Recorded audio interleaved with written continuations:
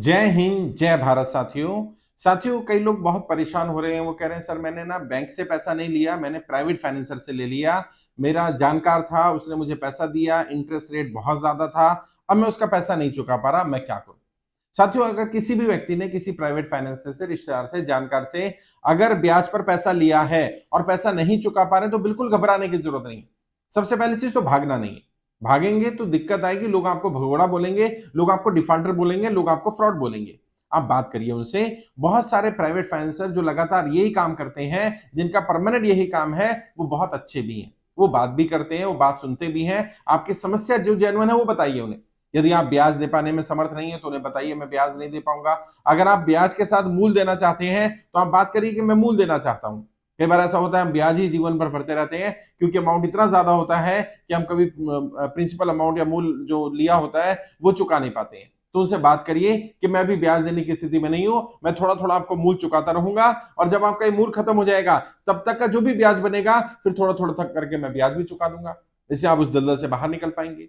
यदि आपकी स्थिति बिल्कुल ही खराब है, आप ना ब्याज देने की स्थिति में ना मूल देने की स्थिति में, तो भी उनसे बात करिए, उनसे समय मांगिए। हो सकता है कि वो थोड़ा गुस्सा करें, हो सकता है वो शायद आपकी बात एक बार में ना माने, लेकिन जब आप जेन्युइन होंगे और आप लगातार उनको इंटरेस्ट बहुत समय से पे कर रहे होंगे तो वो आपकी बात जरूर मानेंगे। और प्राइवेट फाइनेंसर को भी ये बताइए कि आरबीआई की गाइडलाइंस के हिसाब से 2% पर मंथ या 24% सालाना से ज्यादा कोई ब्याज नहीं ले सकता है। यदि उससे ज्यादा ब्याज लिया जा रहा है तो ये लीगल नहीं है, ये लीगल है। बहुत सारे प्राइवेट फाइनेंसर ऐसे हैं जिन्होंने कोई लाइसेंस नहीं ले रखा है और वो फिर भी ब्याज का काम कर रहे हैं, जबकि बिना लाइसेंस के ब्याज का काम करना अपने आप में इलीगल है और 2 साल की सजा होती है इसमें। उन्हें थोड़ा अपने अधिकार के बारे में बताइए, और थोड़ा ये पता होना चाहिए उस व्यक्ति को कि आपको अपने अधिकार पता है और वो व्यक्ति गलत कर रहा है। कई जगह मैं पंजाब में गया, हरियाणा में गया, तो वहां पता चला 10-10% का ब्याज लिया जा रहा है। सोचिए, 10% पर मंथ की बात कर रहा हूं, मंथली 10%। अब किसी व्यक्ति ने अगर 2 लाख रुपए ब्याज पर ले लिया तो उसे 20,000 रुपए महीना जमा कराना है, और वो सिर्फ इंटरेस्ट दे रहा है 20,000 रुपए महीने का, और उसकी कमाई अगर 15,000 रुपए हो गई तो वो इंटरेस्ट भी नहीं भर पा रहा है। और ऐसे लोग जो प्राइवेट फाइनेंसर इस तरह काम कर रहे हैं उन्हें ही बताना चाहता हूं। आप ठीक है ब्याज का काम कर रहे हैं, वैसे आपको पता है ये इलीगल है। अगर आपके पास लाइसेंस नहीं है तो आप ये काम नहीं कर सकते हैं। फिर भी अगर आप कर रहे हैं, आपके पास जीविका का कोई साधन नहीं है, आप ये काम कर रहे हैं, तो कम से कम ब्याज की दर 1.5-2% से ऊपर ना रखें।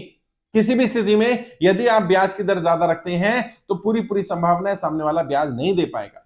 और कई लोगों ने तो प्राइवेट फाइनेंसर से पैसा लिया और बदले में ब्लैंक चेक दे दिए, बदले में अपनी प्रॉपर्टी का कागज दे दिए, बदले में स्टैंप पेपर साइन करके दे दिए। वैसे तो ऐसी मूर्खता नहीं करनी थी, लेकिन अगर फिर भी कर दी है तो कम से कम अब समझ जाइए, उनसे बात करना शुरू करिए, कुछ भी करके अपने पहले पेपर निकलवा लीजिए। अगर पेपर निकल सकते हो तो पेपर निकलवाइए। यदि आपने इंटरेस्ट पर पैसा लिया और रेट ऑफ इंटरेस्ट ज्यादा है और कहीं से आपको कम इंटरेस्ट पर पैसा मिल सकता है, तो इंटरेस्ट को बैलेंस करने के लिए पैसा लेकर के इसका चुका दीजिए और कम इंटरेस्ट वाला ले लीजिए। मान लीजिए आपने 10% पर पैसा लिया, 8% पे लिया, 5% पे लिया, और कहीं पर आपको 2 या 3% पे वो पैसा मिल सकता है, तो उतना ही पैसा वहां से ले लीजिए और यहां पर दे दीजिए। और अब कोई ब्लैंक चेक देने से पहले, जैसे मैंने पहले बताया, अमाउंट लिखिए, कितने अमाउंट का चेक दे रहे हैं। अगर प्रॉपर्टी के पेपर रखवा रहे हैं तो प्रॉपर्टी के पेपर रखवाने से पहले लिखिए कि कितने अमाउंट के एवज में पेपर रखवाए जा रहे हैं। वैसे तो थोड़े अमाउंट के लिए प्रॉपर्टी के पेपर देना या इस तरह का काम करना ठीक नहीं है। इस टाइम पर साइन नहीं करने होते हैं, ब्लैंक चेक नहीं देना होता। लेकिन फिर भी अगर आपने पैसा नहीं चुका पा रहे तो बात करिए। भाग जाना कोई सोल्यूशन नहीं है।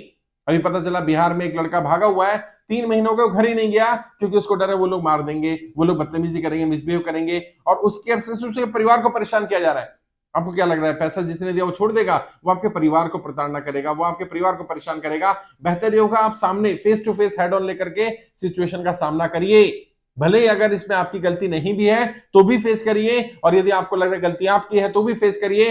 भाग जाना कोई सोल्यूशन नहीं है, क्योंकि भाग करके तो आप भगोड़े कहलाएंगे, भाग करके तो आप डिफॉल्टर कहलाएंगे, आप फ्रॉडी कहलाएंगे। तो ऐसा कोई काम नहीं करना है। अपनी तरफ से प्रयास करिए कि आगे ऐसी दलदल में ना फंसा जाए। मैं वैसे रिकमेंड करता हूं कि कर्जा लेकर कर्जा ना उतारा जाए, लेकिन अगर हायर इंटरेस्ट रेट है और लोअर पर आया जा सकता है तो ये एक रणनीति हो सकती है। स्ट्रेटेजिकली आप कर्जे की दलदल से बाहर निकल सकते हैं और अपनी कमाई का कोई साधन पैदा करिए। कोई ऐसा साधन जहां से जितना ब्याज जा रहा है कम से कम इतनी एक्स्ट्रा इनकम हो पाए।